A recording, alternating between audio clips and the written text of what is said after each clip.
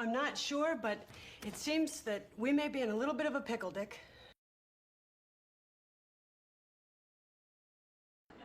Aristotle figured out the world was round 2,000 years ago. This is 1492, the year they invented the globe.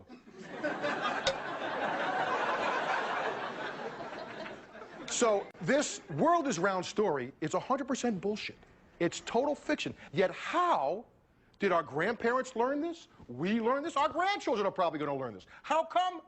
Because history is pop culture.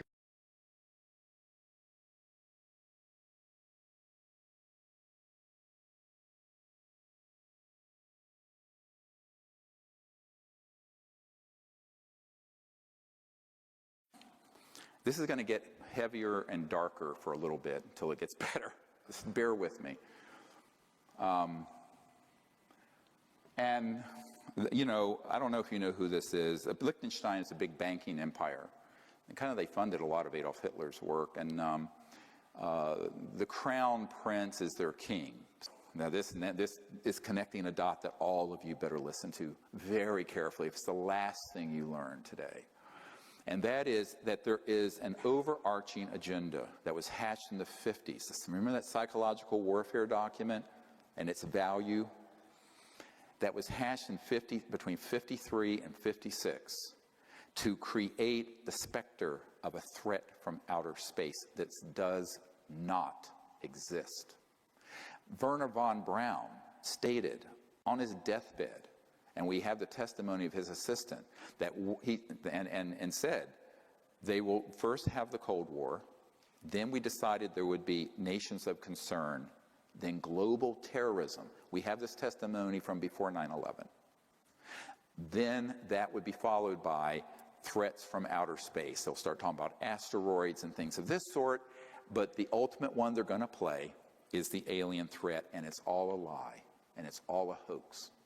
But in order for the lie to work, they have had to create a body of disinformation, false information, and frightening scenarios, and actual events that would be convincing to our policymakers like Reagan, convincing to the average person, and to the UFO public that consumes videos, entertainment consoles, movies, etc. And that has been the 50 to 60 year plan. Don't forget that no less a figure than Douglas MacArthur in his last address to the Congress said World War III will be interplanetary. The nations of the world will have to unite, or the next war will be an interplanetary war. The nations of the earth must someday make a common front against attack by people from other planets.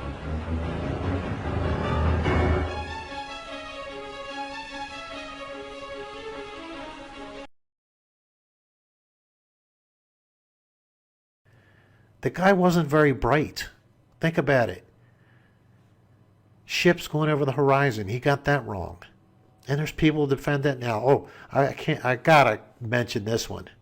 Now, remember before I was talking about how the curvature can't be seen at the beach now. Everybody gets that. Of course, everybody at first, when they first hopped, oh, I can see the curvature. Then when even people on the ball side said, no, you can't see the curve. You know, now they can't see it. But now, the Chicago skyline, are you ready for this, guys? Curve doesn't happen over the water. If it's a lake or something like that, there's no curve. So water, I guess, just gets away from the curve of the earth somehow now. The level of deniability is getting absurd, which means we're getting close to the major breakthrough of people seeing this. Because it's right. With that logic, there's no curve between LA and Honolulu and LA and Japan. There's no curve. So anything over water is just flat. Start working that out and see what kind of earth you have.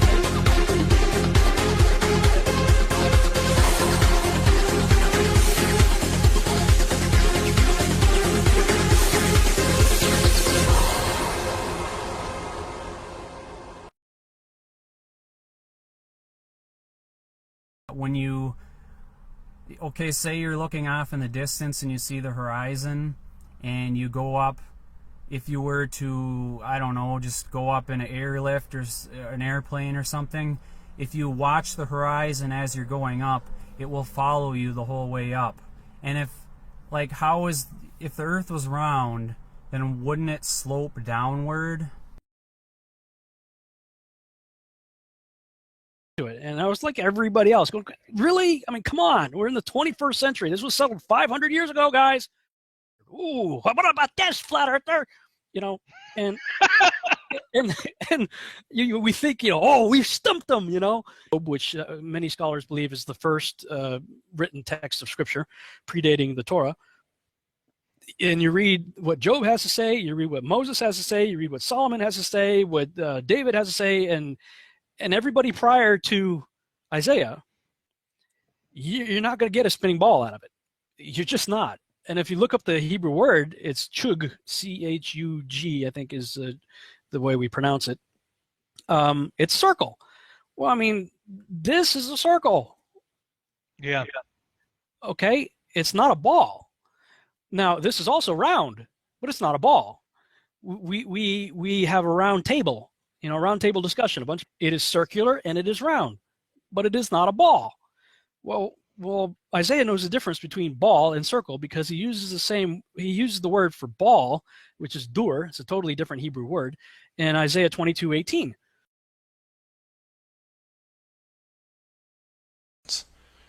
Of all the maps on this screen, it is the only one that references a group of any kind.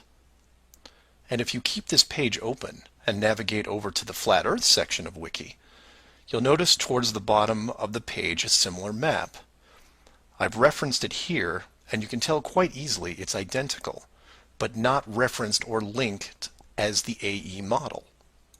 To make things even more strange, we go back to the USGS model, and you see that it was first proposed 1,000 years ago, and you may think, well, that's a bad link.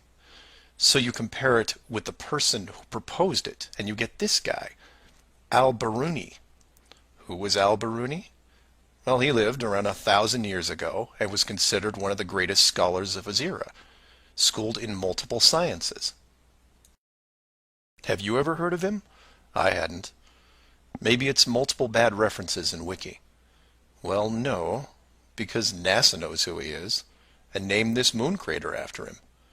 So why is the USGS using a version of the world map designed by a 1,000-year-old Persian scientist? Because it's correct. That's why. So to be clear, let's compare them again. The United Nations flag, the USGS official map of the Earth, and the Flat Earth model. All identical, but one isn't recognized and instead ridiculed as an outdated look at the world.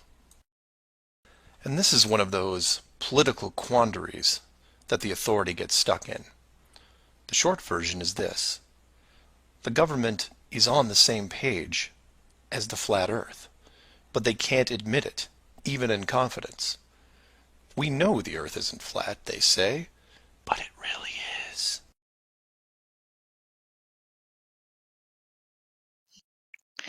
Now, this guy was not supposed to be a really good guy, but again, opinions are irrelevant at this point when you say this. What I'm trying to show here, folks, is this guy here was a sheikh from Saudi Arabia who made an important talk in 1993. He said the Earth is flat. Whoever claims it's round is an atheist deserving of punishment. Well, that's kind of the way that that part of the world kind of sees things, but I wanted to show you this because it kind of gives you the idea of what you've been told. Now, this is called the Flat Earth Bible.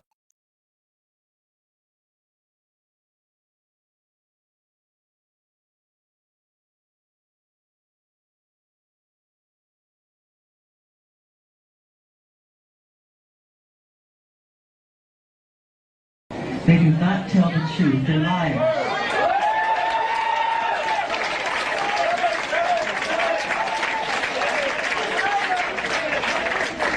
And they manipulate our history books. The history books are not true. It's a lie. That's right, Michael. The history books are lying. You need to know that. You must know that.